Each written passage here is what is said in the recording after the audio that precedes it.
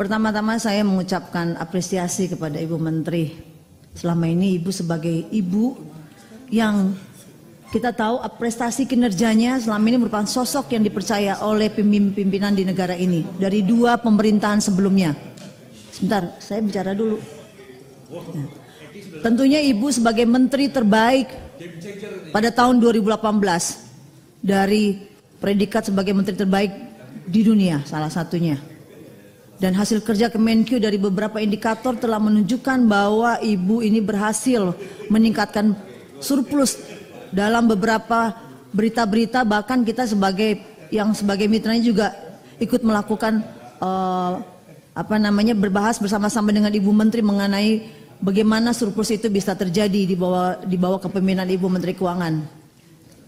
Berbagai kebijakan yang sudah kita lakukan bersama-sama di dalam 3 tahun terakhir mengenai reformasi keuangan, agar mereformasi keuangan perekonomian ini semakin membaik dengan adanya dibentuk undang-undang teks amnesti, KUP, HKPD, P2SK dan peraturan lain-lainnya. Jadi Ibu Menteri ini sudah diberikan super power terhadap beberapa undang-undang yang sudah dilahirkan di Komisi 11. Namun seiring berjalannya waktu, harapan kami perlahan seperti dipudarkan dengan mulai terungkap berbagai masalah.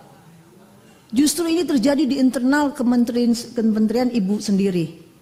Mencuatnya kasus kekayaan yang tak wajar dan gaya hidup flexing hedonis pegawai Dirjen Pajak dan Dirjen Bea Cukai yang ada di jajaran Kementerian Keuangan itu sendiri sungguh memprihatinkan. Miris kasusnya terbongkar di saat ekonomi Indonesia baru memulih setelah dihantam pandemi COVID-19 selama 3 tahun terakhir ini. Tentunya hal ini apakah menjadi kotak Pandora atas kejanggalan jumlah harta kekayaan pribadi dan perilaku hedonis di kalangan DJP Kemenkyu. Berdasarkan fakta Bu, remunerasi di Kemenkyu Perpres 27 tahun 2015, tunjangan kinerja DJP terendahnya itu Bu 5,3 juta, tertingginya 117,3 juta. Ini berdasarkan tahun 2015.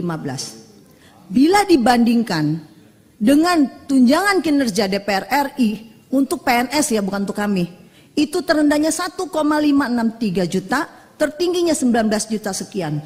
Dari total 3.000 yang hanya 3.000 PNS. Sementara di jajaran Ibu itu ada 44.602. Kalau kita bicara dengan kementerian yang lain, misalnya Kemenak, berkaitan dengan Perpres 130 tahun 2018, yang terendahnya itu 1,97 juta, yang tertingginya 29 juta.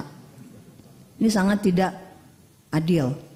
Sehingga muncullah kasus-kasus ini menjadi kecemburuan sosial yang ada di beberapa kementerian ataupun lembaga lainnya. Apakah ini masih bisa Ibu lakukan perbaikan? Tentunya harapan ada di tangan Ibu. Kami berharap dengan adanya tunjangan kinerja yang sudah diberikan oleh Kementerian Keuangan dengan Ibu sendiri yang melakukan perubahan tertinggi. Bahkan pada periode yang lalu tahun 2005 Ibu melakukan reformasi yang luar biasa setelah adanya kasus Gayus. Itu sampai mencapai di atas angka 100%, bahkan berturut-turut terjadi peningkatan tunjangan kinerja yang ada di jajaran PNS Kementerian Keuangan itu sendiri. Sudah berkali-kali, bahkan sudah berapa ratus kali lipat dilakukan perubahan. Selain itu, apakah ini masih kurang? Selain itu kami juga menyoroti sistem atau whistleblowing yang dilakukan oleh Kemenkyu. Menurut kami sikap tersebut tentunya bisa dicegah, tadi sudah disampaikan oleh beberapa rekan-rekan terdahulu. Aksi pamer harta, apakah sesama satu lain tidak bisa mengingatkan? Tadi sudah disampaikan, sehingga bisa menjadi viral. Sebelumnya kami mempertanyakan apakah tidak ada yang bisa melaporkan ke sistem tersebut? Mengapa sistem tersebut apakah tidak bisa berjalan dengan baik? Padahal kalau Ibu Menteri menyampaikan hal-hal yang tadi disampaikan ke kami, ini setiap tahun kami hampir kurang lebih sama-sama lah. Bahan ini sudah pernah kami mendapatkan. Setiap tahun ketika kita mau melakukan rapat RAPBN, Ibu selalu menyampaikan adanya transformasi keuangan di jajaran Kementerian Keuangan. Masing-masing dirjen juga menyampaikan juga kepada kami bagaimana struktur organisasi dan reformasi yang ada di jajaran setiap dirjen itu sendiri. Nah, jadi ini bukan sesuatu hal yang baru yang kami lihat, ini memang ini sudah rutin dilakukan dan disampaikan kepada kami. Terima kasih sudah nonton. Jangan lupa like, subscribe, dan share ya.